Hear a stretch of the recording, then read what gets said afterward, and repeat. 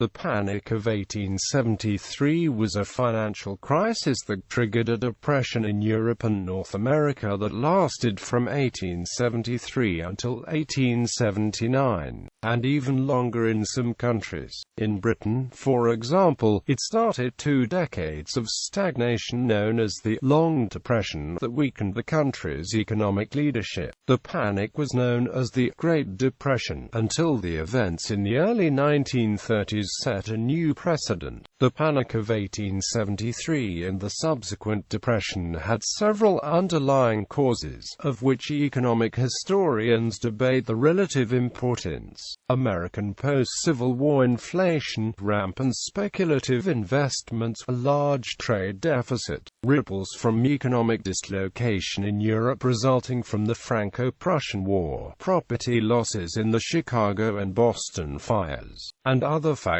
put a massive strain on bank reserves, which plummeted in New York City during September and October 1873 from $50 million to $17 million. The first symptoms of the crisis were financial failures in the Austro-Hungarian capital, Vienna, which spread to most of Europe and North America by 1873.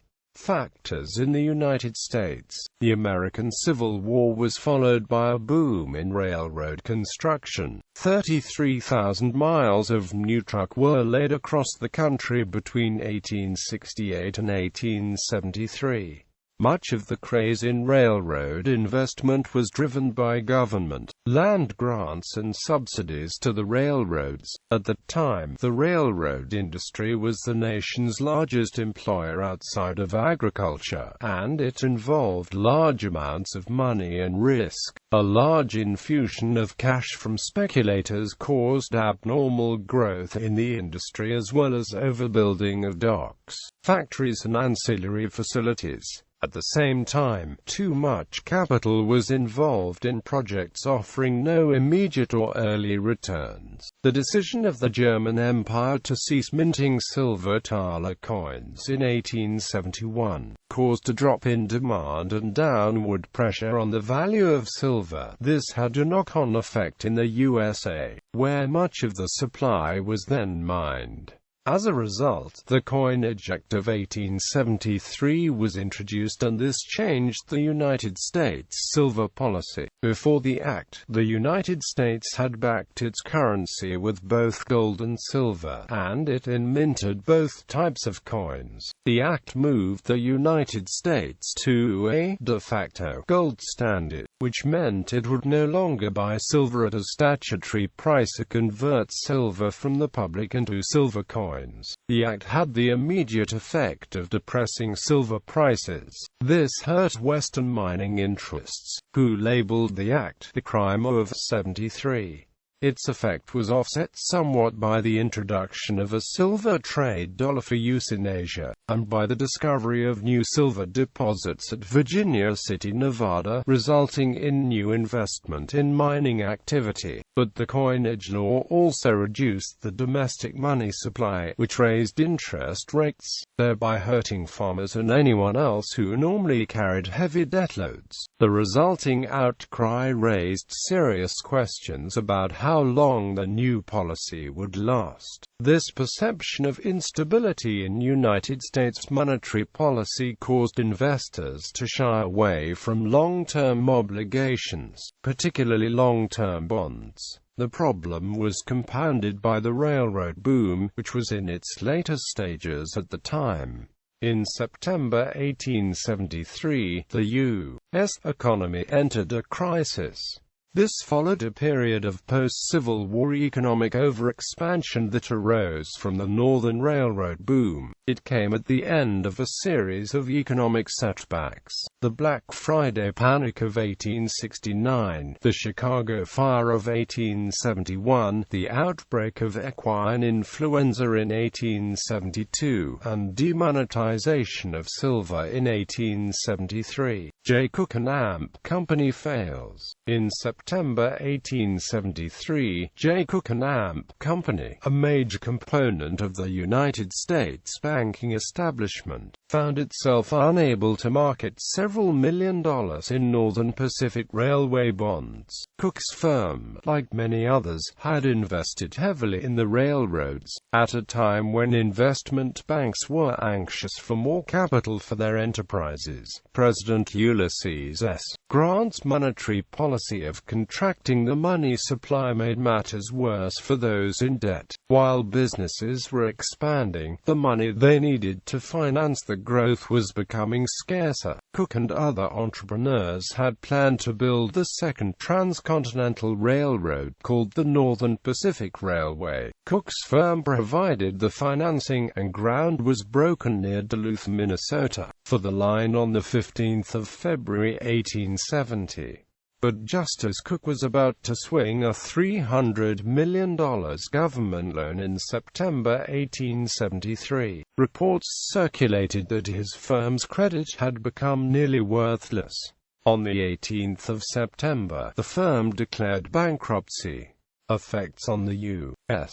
The failure of the J. Cook Bank, followed quickly by that of Henry Clews, set off a chain reaction of bank failures and temporarily closed the New York stock market. Factories began to lay off workers as the United States slipped into a depression. The effects of the panic were quickly felt in New York, and more slowly in Chicago, Virginia City, Nevada, and San Francisco. The New York Stock Exchange closed for 10 days starting the 20th of September. By November 1873, some 55 of the nation's railroads had failed, and another 60 went bankrupt by the first anniversary of the crisis. Construction of new rail lines, formerly one of the backbones of the economy, plummeted from 7,500 miles of track in 1872 to just 1,600 miles in 1875. 18,000 businesses failed between 1873 and 1875. Unemployment peaked in 1878, at 8.25%. Building construction was halted, wages were cut, real estate values fell and corporate profits vanished. Railroad strike. In 1877, steep wage cuts led American railroad workers to launch the Great Railroad Strike. This stopped trains all across the country. President Rutherford B. Hayes sent in federal troops to try to stop this. In July 1877, the market for lumber crashed, sending several leading Michigan lumbering concerns into bankruptcy. Within a year, the effects of the second business slump reached all the way to California. The Depression lifted in the spring of 1879, but tension between workers and the leaders of banking and manufacturing interests lingered on. Poor economic conditions caused voters to turn against the Republican Party. In the 1874 congressional elections, the Democrats assumed control of the House. Public opinion made it difficult for the Grant administration to develop a coherent policy regarding the Southern states. The North began to steer away from Reconstruction. With the Depression, ambitious railroad building programs crashed across the South, leaving most states deep in debt and burdened with heavy taxes. Retrenchment was a common response of Southern states to state debts during the Depression. One by one, each Southern state fell to the Democrats, and the Republicans lost power. The end of the crisis coincided with the beginning of the great wave of immigration into the United States, which lasted until the early 1920s. Europe. The panic and depression hit all industrial nations. Germany and Austria-Hungary. A similar process of overexpansion had taken place in Germany and Austria, where the period from German unification in 1870-71 to the crash in 1873 came to be called the Grande Jahre. A liberalized incorporation law in Germany gave impetus to the foundation of new enterprises. branches, such as the Deutsche Bank, and the incorporation of already established ones. Euphoria over the military victory against France in 1871 and the influx of capital from the payment by France of war reparations fueled stock market speculation in railways, factories, docks, steamships, the same industrial branches that expanded unsustainably in the United States. It was in the immediate aftermath of Otto von Bismarck's victory against France that he began the process of silver demonetization. The process began on the 23rd of November 1871 and culminated in the introduction of the gold mark on the 9th of July 1873 as the currency for the new United Reich, replacing the silver coins of all constituent lands.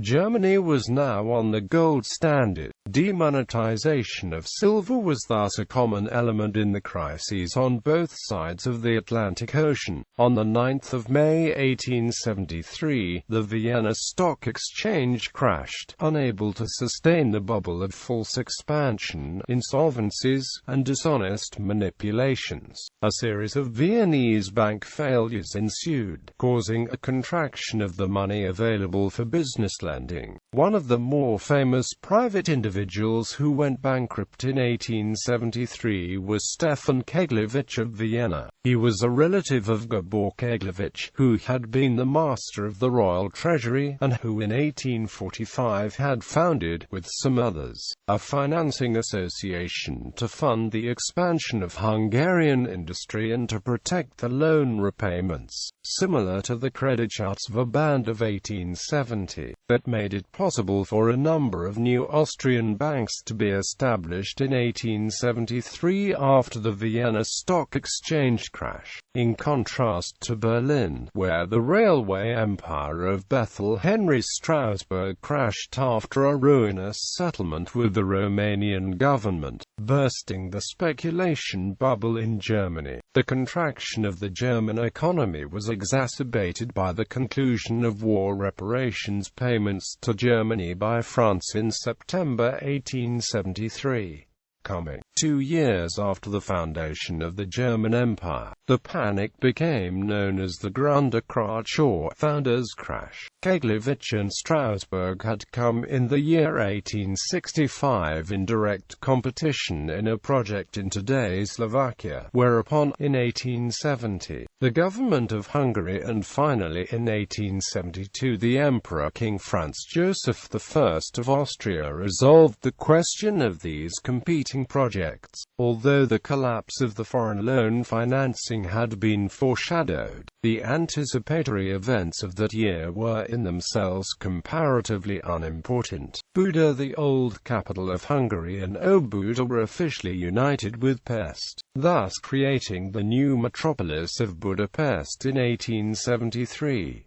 The difference in stability between Vienna and Berlin had the effect that the French indemnity to Germany overflowed thence to Austria and Russia, but these indemnity payments aggravated the crisis in Austria, which had been benefited by the accumulation of capital not only in Germany, but also in England, the Netherlands, Belgium, France and Russia. Recovery from the crash occurred much more quickly in Europe than in the United States. Moreover, German businesses managed to avoid the sort of deep wage cuts that embittered American labor relations at the time. There was an anti-Semitic component to the economic recovery in Germany and Austria, as small investors blamed the Jews for the losses in the crash. Soon more luxury hotels and villas were built in Opatija, and a new railway line was extended in 1873 from the Vienna-Trieste line to Rijeka, from where it was possible to go by tram to Opatija. The strong increase of port traffic generated a permanent request for expansion. The Suez Canal was opened in 1869. 1875–90 became the golden years of Giovanni da Ciotta in Fiume, Britain. The construction of the Suez Canal, which opened in 1869, was one of the causes of the Panic of 1873, because goods from the Far East had been carried in sailing vessels around the Cape of Good Hope and were stored in British warehouses. As sailing vessels were not adaptable for use through the Suez Canal because the prevailing winds of the Mediterranean Sea blow from west to east, British entrepot trade suffered. In Britain, the Long Depression resulted in bankruptcies, escalating unemployment, a halt in public works, and a major trade slump that lasted until 1897.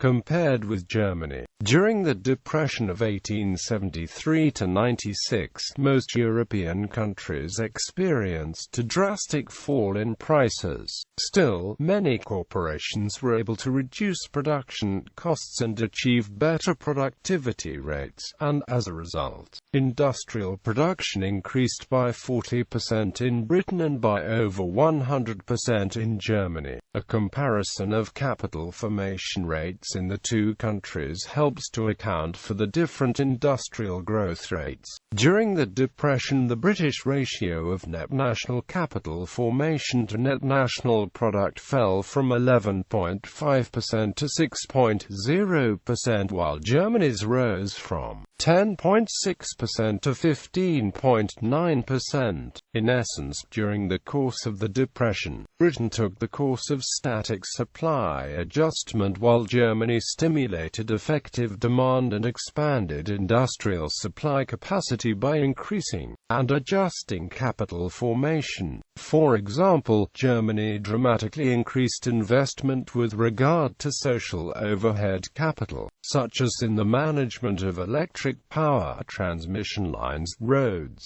and railroads, while this input stagnated or decreased in Britain, and the investment helped to stimulate industrial demand in Germany. The resulting difference in capital formation accounts for the divergent levels of industrial production in the two countries and the different growth rates during and after the Depression.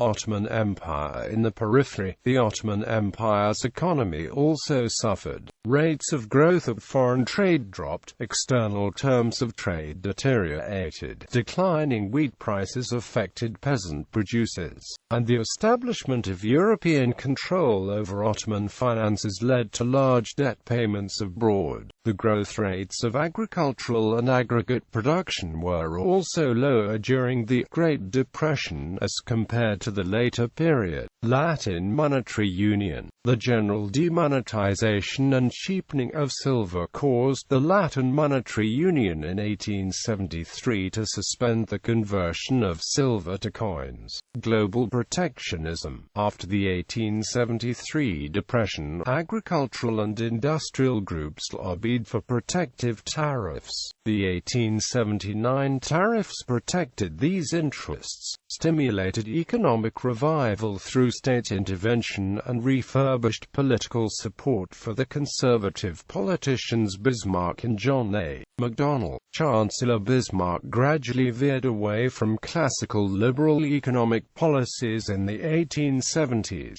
embracing many conservative and progressive policies, including high tariffs, nationalization of railroads, and compulsory social insurance. This political and economic nationalism also reduced the fortunes of the German and Canadian classical liberal parties. France, like Britain, also entered into a prolonged stagnation that extended to 1897.